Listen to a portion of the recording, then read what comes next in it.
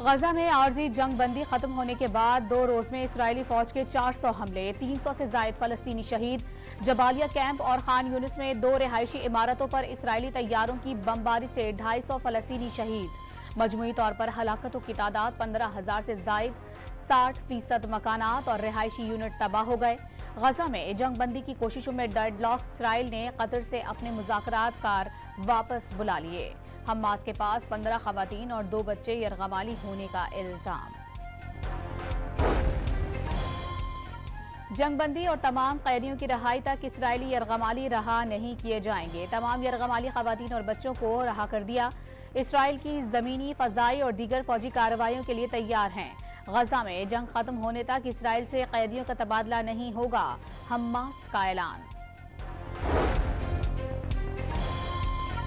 अमरीका मुहासरे या गजा की सरहदों के दोबारा तयन की इजाजत नहीं देगा। इसराइल गजा में फौजी मकासद जारी रखे तो बेगुनाह फलस्तीनियों के तहफ़्फ़ुज़ का ख्याल रखे।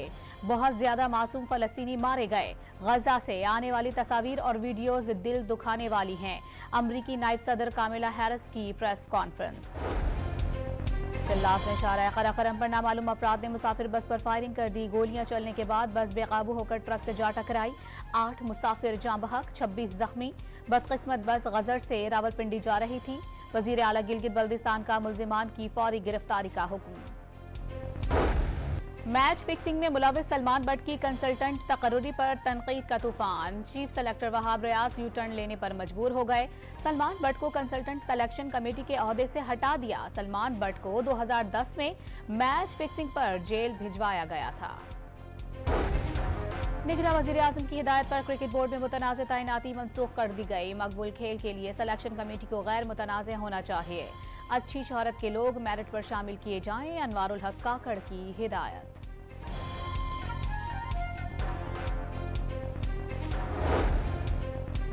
पीटीआई में इमरान खान की जगह बैरिस्टर गौहर अली ने ले ली। उमर अयूब मरकजी जनरल सेक्रेटरी मुंतखब हो गए। दोनों का इंतखाब बिला मुकाबला अमल में आया। Chief election commissioner PTI Niazullah Niazi ने इंट्रा पार्टी इंतखाबात के नताइज का ऐलान कर दिया। डॉक्टर यास्मीन राशिद पंजाब की सदर और हम्माद अजहर सेक्रेटरी जनरल मुंतखब। अली अमीन गंडापुर खैबर पख्तूनख्वा, हलीम आदिल शेख सिंध और मुनीर अहमद बलोच बलोचिस्तान के बिला मुकाबला सदर बन गए।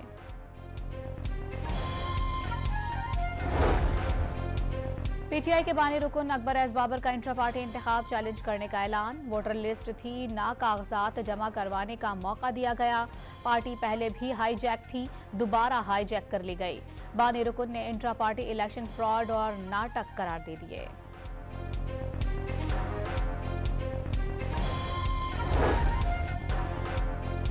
पीटीआई के इंट्रा पार्टी इंतखाबात पुतली तमाशा के सिवा कुछ नहीं। इलेक्शन नहीं सिलेक्शन हुई। मरियम औरंगजेब ने इंट्रा पार्टी इंतखाब को धांधला करार दे दिया। पीपल्स पार्टी का भी पीटीआई इंतखाबात पर सवाल। फैसल करीम कुंडी ने इलेक्शन कमीशन से नोटिस लेने का मुतालबा कर दिया। मेरा मुतालबा है मियां साहब से भी कि वो इंतजामिया के बजाय अपना नजरिया पे, अपना मंशूर पे इलेक्शन लड़े। वो वोट को इज्जत दिलवाए, वोट का बेइज्जती ना करे। वोट को इज्जत दें, वोट की बेइज्जती ना करवाएं। बिलावल भुट्टो का नवाज शरीफ को इंतजामिया के बल पर इलेक्शन ना लड़ने का मशवरा। 18वीं तरमीम का मुजावजा खात्मा, सूबों से वसाइल छीनकर इस्लामाबाद के हवाले करने के मुतरादिफ करार दे दिया।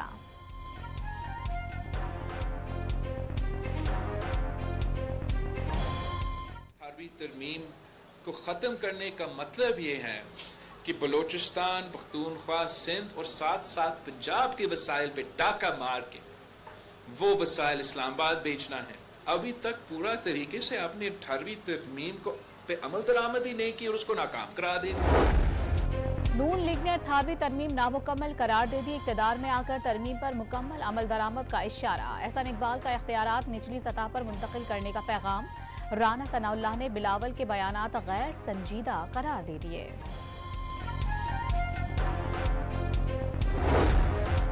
इख्तियारात निचली सतह तक मुंतकिल करें, MKM को कबूल करें, 3 नुकात को तस्लीम करें, ऐसा ना हो 6 नुकात पेश करना पड़ जाएं। खालिद मकबूल सिद्दीकी का इंतबाह, किसी ने रोटी कपड़ा मकान तो किसी ने तब्दीली का नारा लगाया।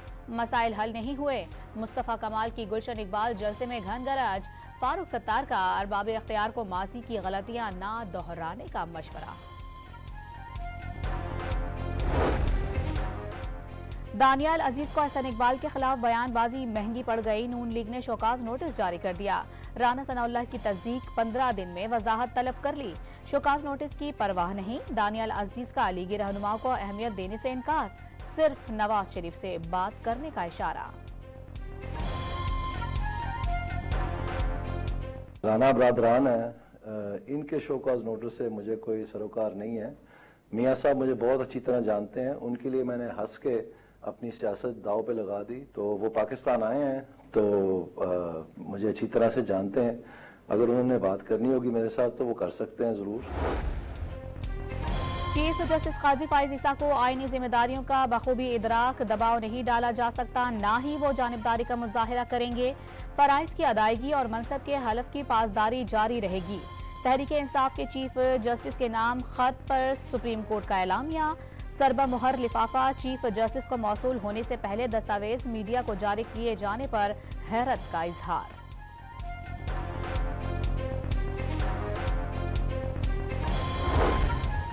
तरक्की पजीर मुल्कों को मौसमियाती तब्दीली से निमटने के लिए मुआवनत की जरूरत। $100 अरब फंड्स का ऐलान, कर्जों में इजाफे की कीमत पर नहीं होना चाहिए। कॉप कॉन्फ्रेंस में निगरान वजीर आजम का बयान। सैलाब के बाद ग्लोबल वार्मिंग के खिलाफ पाकिस्तान के कायदाना किरदार से भी आगाह किया।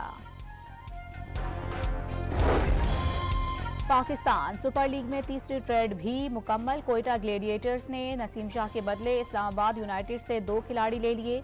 वसीम जूनियर और इब्रार अहमद शामिल। इंग्लैंड के एलेक्स हेल्स और न्यूजीलैंड के कॉलन मेंड्रो ने भी PSL के लिए खुद को रजिस्टर करवा लिया।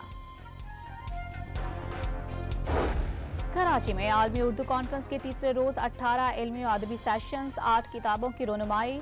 2 रोजा आलमी मुशायरे में मुल्की और गैर मुल्की शोरा के कलाम पेश। आर्ट्स काउंसिल के सदर अहमद शाह को वजारत मिलने पर खुसूसी पैगामात के लिए वॉल बनाई गई।